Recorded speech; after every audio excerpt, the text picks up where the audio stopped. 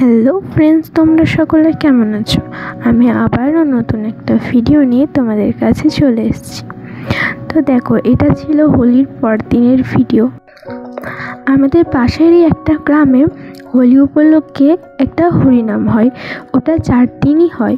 তো আমরা ওখানেই যাচ্ছিলাম। তো আমরা যে জায়গাটাতে যাচ্ছি সেই জায়গাটার নাম হলো এড়াল। আর যেখানে পুজো হবে আর কি, যেখানে যাচ্ছি ওই স্থানটাকে বলা হয় ধুলোপুরো স্থান। তো দেখো, আমরা বাড়ি থেকে টোটোয় করে এসেছিলাম আর কিছুজন গাড়ি করে গেছিলো। তো এখানে যেহেতু ট্রেন আসছে ওই জন্য রেলগেট পড়ে গেছে, দেখতে পাচ্ছ। তো গাড়িতে সবার জায়গা হবে না বলেই আমরাও টোটো করে গেছিলাম।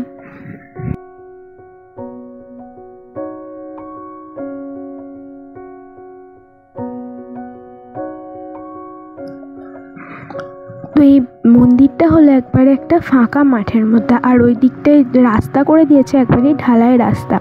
তো দেখতেই পাচ্ছ আমরা চলেই এসেছি এখানে। আর এই যে বাঁ সাইডে যে নীল অরেঞ্জ তিরপলগুলো দেখতে পাচ্ছ, এগুলো মেলা বসেছে। আর এই জায়গাটা খুবই সুন্দর, অনেক গাছ আর খুবই ঠান্ডা জায়গাটা, আর অনেকটা জায়গা জুড়ে, মানে অনেকটা এরিয়া জুড়ে।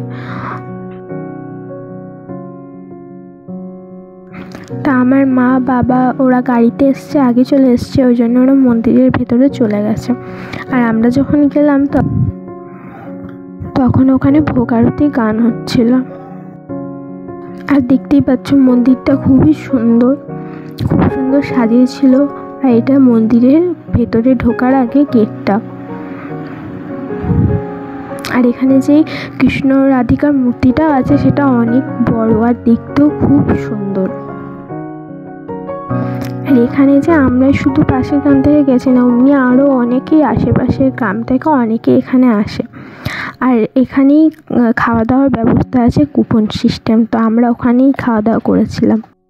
আর দেখতে পাচ্ছি এদিকে ভোগ আরতি গান হচ্ছে। তো আমরা যখন গেলাম হয়তো অনেকক্ষণ আগে থেকেই শুরু হয়েছিল, আমরা যখন গেলাম তারপরেই তখন শেষ হয়ে গেল।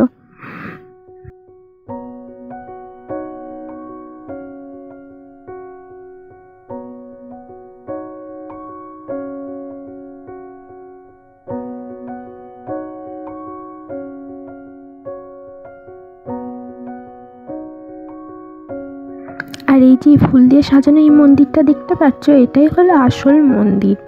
আর এই মন্দিরের যে আসল ঠাকুরটা সেটা একটা বড় তেঁতুল গাছের খটর থেকে নাকি বের হয়েছিল। তো এখানে যেই মন্দিরে যে ঠাকুর আছে সেগুলো হলো হাতি ঘোড়া সেগুলো।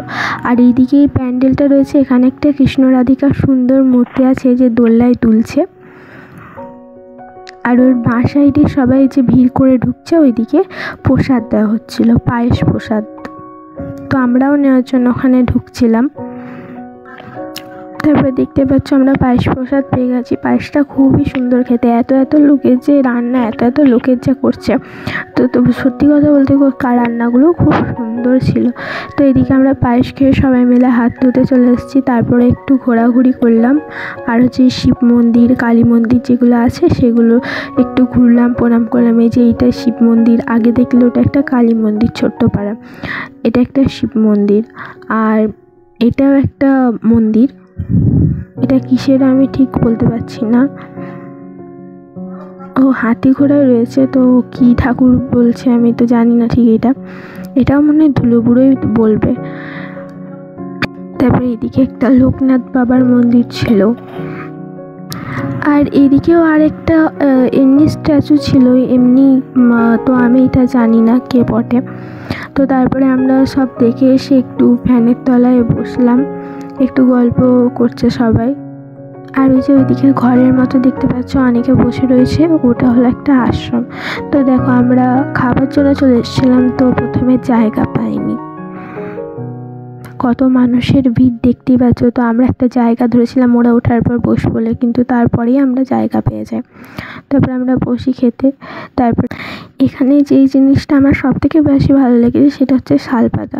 কারণ এখন তো শালপাতা সেভাবে কেউ আর ব্যবহারই করে না, বেশিরভাগই কাগজের পাতা, থার্মোকলের পাতা এইসব ব্যবহার করে। তো দেখতে পাচ্ছ খেতে বসে গেছিলাম, ভাত, ডাল, একটা শুক্তো আর এঁচোড়ের তরকারি, পায়েস, বোঁদে। তো দেখো এবার আমরা বাড়ি ফিরবো, তাই জন্য আমরা মন্দিরে একটু প্রণাম করে নিচ্ছি সকলে মিলে। তো আমি এখান থেকেই তোমাদেরকে ওই মন্দিরের বড় কৃষ্ণ রাধিকার মূর্তিটা দেখানোর চেষ্টা করেছি, কারণ আমি আর মন্দিরে উঠলাম না, আমি ভাত খেয়ে নিয়েছিলাম ওই জন্য। তো এবার আমরা বাড়ি যাব। কেউ মেলা আসতেই চাইছিল না, আমি জোর জবরদস্তি করে নিয়ে এসেছি যে এসছি যখন মেলা না দেখে আমি যাব না। তো এই জন্যে আমরা একটা দুটো খোলা ছিল, তো ওখানেই গেলাম, দেখছিলাম। এই যে এই দোকানটায় এলাম, এই দোকানটা থেকে মারা একটা খুন্তি নিল, খুব সুন্দর দেখতে, নতুনত্ব ডিজাইনের। তারপরে আবার আমরা এখানে চলে এসেছিলাম। তো মেলায় সেরকম কিছু খোলা ছিল না, তো এই আইসক্রিমের দোকানটাই খোলা ছিল, তো আমরা আইসক্রিম খাবো বলে নিতে চলে এসেছিলাম। আজকের ভিডিও এই অবধি, টাটা।